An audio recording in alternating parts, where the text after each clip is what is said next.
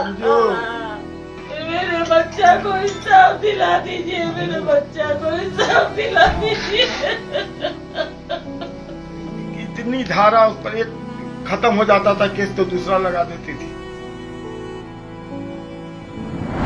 मैं supreme court of India और president of India से एक बार लगाता हूँ कि वो अपने मेरे इस भाई के वीडियो पे और चीज़ों पे संज्ञान लेते हुए अपनी तरफ से कुछ एक्शंस लें।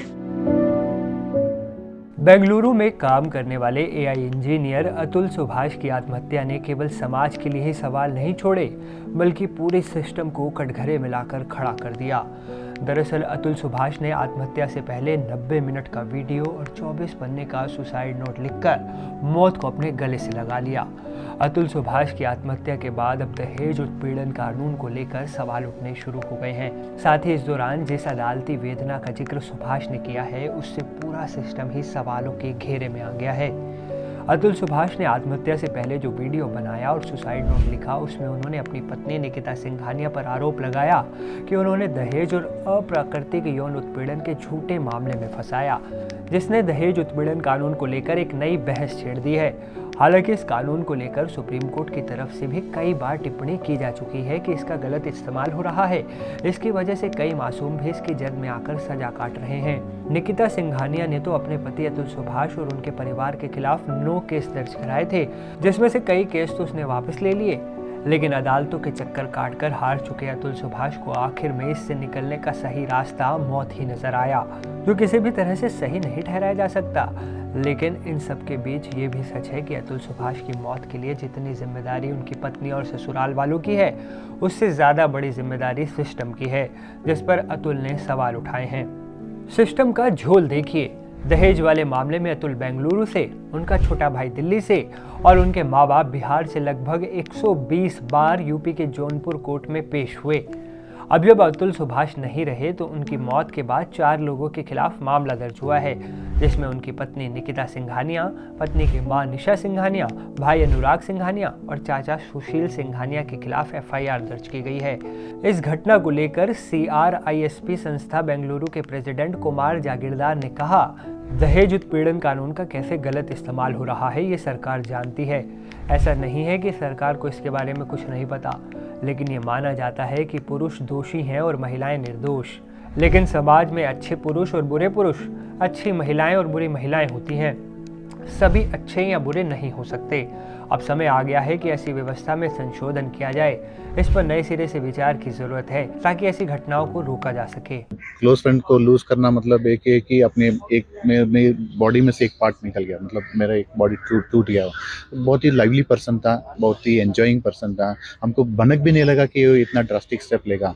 और ये उसके जो सुसाइड नोट है या डेथ तो वीडियो उसने बना के हम सबके साथ शेयर किया, इससे क्लियरली पता चलता है कि पूरा का पूरा सिस्टम फेल हो चुका है। अभी हम December 10 को एक नेशनल ह्यूमन राइट्स का एक डे बनाया था, वहाँ पे ऑनरेबल प्रेसिडेंट ने भी एक स्पीच दिया था।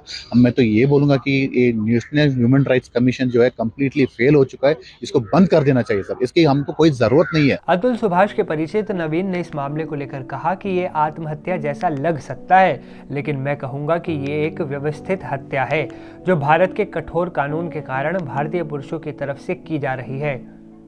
अतुल सुभाष के एक और मित्र सुरेश ने कहा कि शुरुआत में वो बहुत खुशमिजाज लड़का था, लेकिन धीरे धीरे उनकी पत्नी ने उन पर 9 मामले डाल दिए, फिर वो दबाव महसूस करने लगा।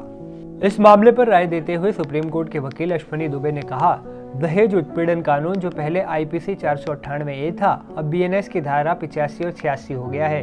ये महिलाओं के खिलाफ अत्याचार या उत्पीड़न के खिलाफ है। लेकिन सुप्रीम कोर्ट के तमाम जो फैसले आए हैं उसमें ये कहा गया है कि महिलाएं इस कानून का दुरुपयोग कर रही हैं।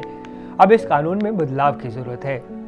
सुप्रीम कोर्ट के वकील मधु मुकुल त्रिपाठी ने इस पूरी घटना और दहेज उत्पीड़न कानून को लेकर कहा है कि इस देश में सबसे दुर्भाग्यपूर्ण स्थिति ये है कि बहुत सारे कानून ऐसे हैं जिसका धड़ल्ले से दुरुपयोग किया जा रहा है। इससे भारतीय न्याय व्यवस्था भी अच्छी तरह से परिचित है, लेकिन समझ नहीं आता कि वे ऐसे मामलों में एक पक्षीय क्यों हो जाते हैं।